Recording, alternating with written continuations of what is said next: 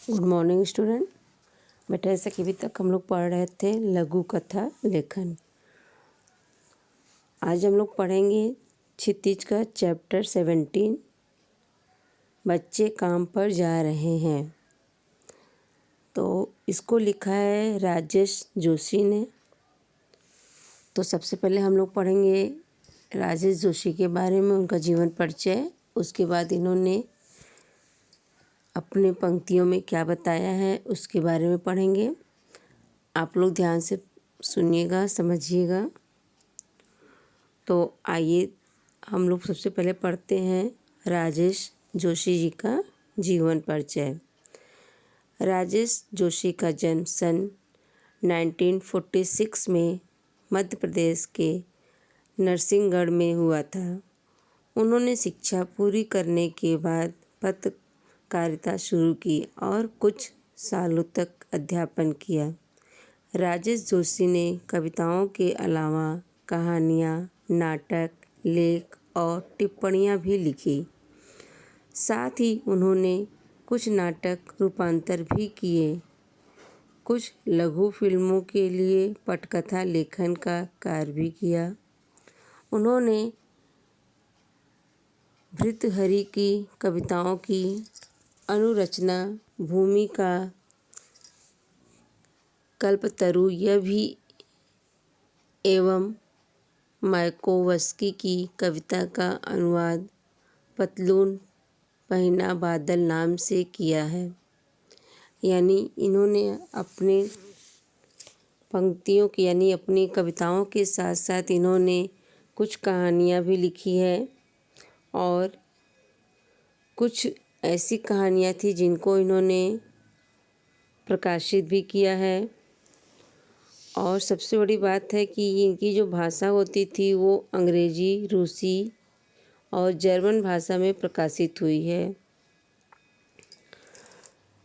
और इनको अकादमी से सम्मानित भी किया गया है। इन्हें साहित्य अकादमी से सम्मानित भी किया गया है। राजेश जोशी के प्रमुख काव्य संग्रह मतलब होता है कि इन्होंने कौन कौन सी कविताओं का लेखन किया उसके बारे में बताते हैं। तो आइए देखते हैं। एक दिन बोलेंगे पेड़, यानी जो इनका कविता है उनके नाम है ये। तो उसमें है, एक दिन बोलेंगे पेड़, मिट्टी का चेहरा, नेपथ्य में हंसी और दो पंक्तियों के बीच।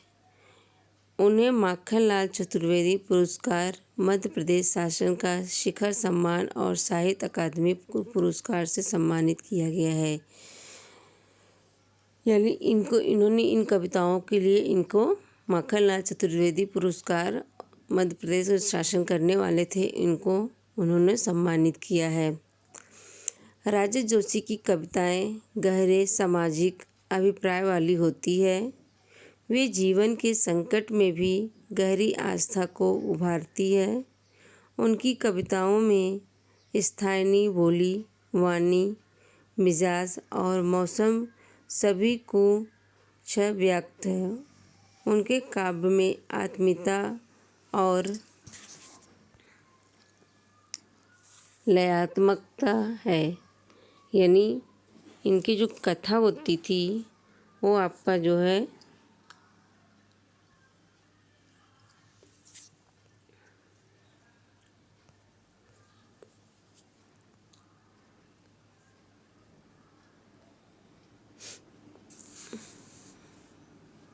तथा मनुष्यता को बचाए रखने का एक निरंतर संघर्ष भरी है।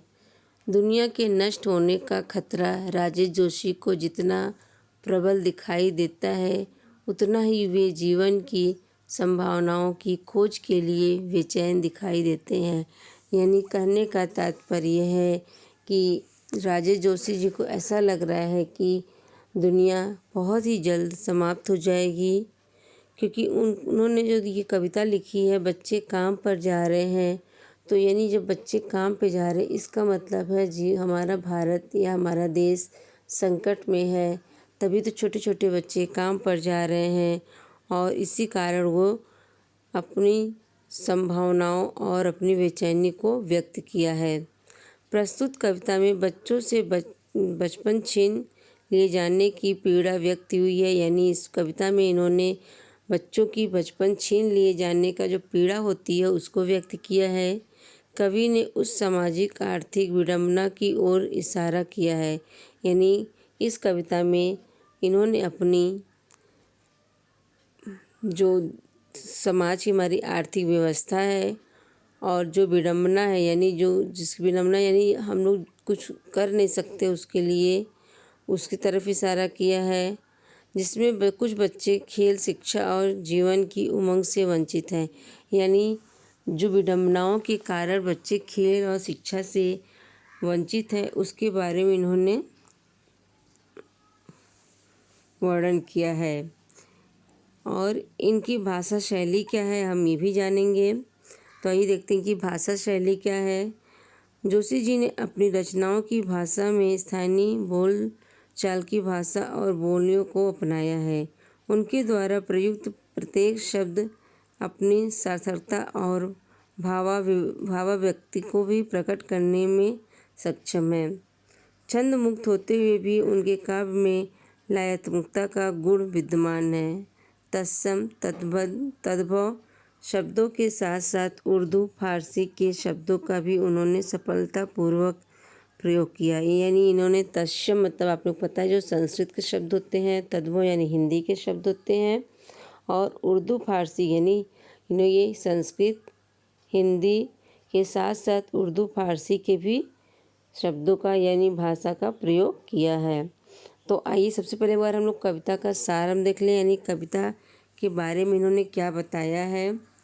तो प्रस्तुत कविता में कवि ने बताया है कि आज के समाज में लोग भौतिकवादी हो जा रहे। भौतिकवादी यानी आज के समय में जो लोग दिखावा करने वाले, भौतिकवादी मतलब होता है कि बेटा कि ये जो समाज होता है उनके अनुसार अपने आप को दिखाना, ढालना या उनसे बराबरी करने के लिए कहा जाता है।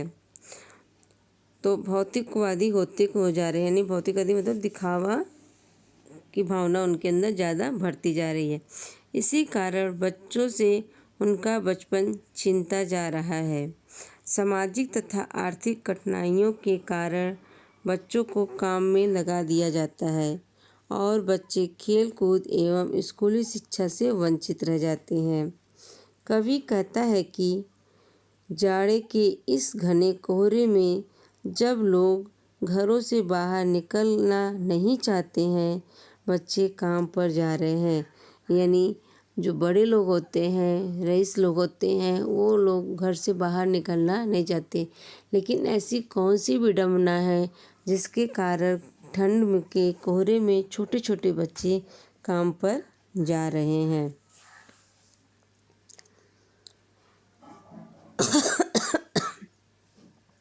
क्या बच्चों के खेल खिलौने खो गए हैं या रंग बिरंगी किताबों का अभाव हो गया है, यानी रंग बिरंगी किताबों की कमी हो गई है।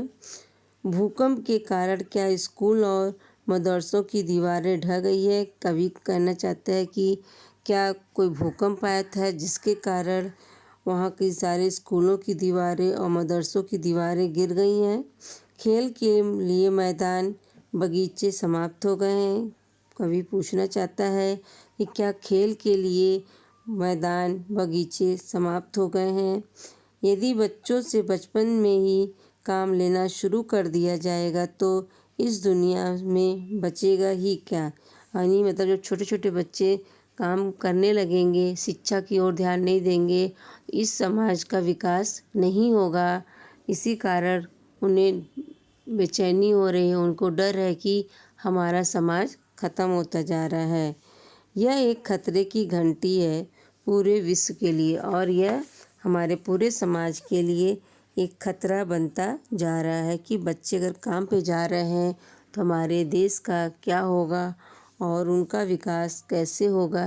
ये राजेश जोशी की चिंता बनी हुई है। तो ये रहा बेटा राजेश जोशी का जीवन परिचय, जैसे कि मैंने आपको बताया उनका जीवन परिचय क्या है, प्रमुख रचनाएं क्या है और उनकी साहित्यिक विशेषताएं क्या है, भाषा शैली क्या है और कविता का सार यानी कविता की सारांश क्या है। तो मेरे ख्याल से आप लोगों को इनकी जीवन परिचय समझ में आ गया होगा। इनका जन्म कब हुआ है, कैसे इनकी पढ़ाई हुई है, कौन कौन सी भाषाओं का इन्होंने प्रयोग किया है और इनकी प्रमुख रचनाएं कौन कौन सी है। अभी हम आपसे इनकी प्रमुख रचनाओं के बारे में भी पूछेंगे कि राजेश जोशी की प्रमुख रचनाओं का वर्णन कीजिए, यानी उनकी कौन कौन सी रचना उसको लिखिए, ग्रुप में सेंड भी करना है। साहित्यिक विशेषताएं क्या है ये भी हमने आपको बता दिया है। तो अब आपको जो भी न समझ में आया हो वो आप हमसे ग्रुप में पूछ सकते हैं। और राजेश जोशी अपनी कविताओं में क्या लिखना चाहते हैं और क्या जानना चाहते हैं ये हम लोग अगले वीडियो में पढ़ेंगे बेटा। और इसे आप लोग ध्यान से सुनिएगा, समझिएगा। और जीवन परिचय आपको अपनी फेयर कॉपी में लिखने की ज़रूरत नहीं है, लेकिन जो क्वेश्चन हम ग्रुप में डालेंगे उसका आंसर आप लोग लिखकर शेयर करिएगा। ओके, थैंक यू बेटा।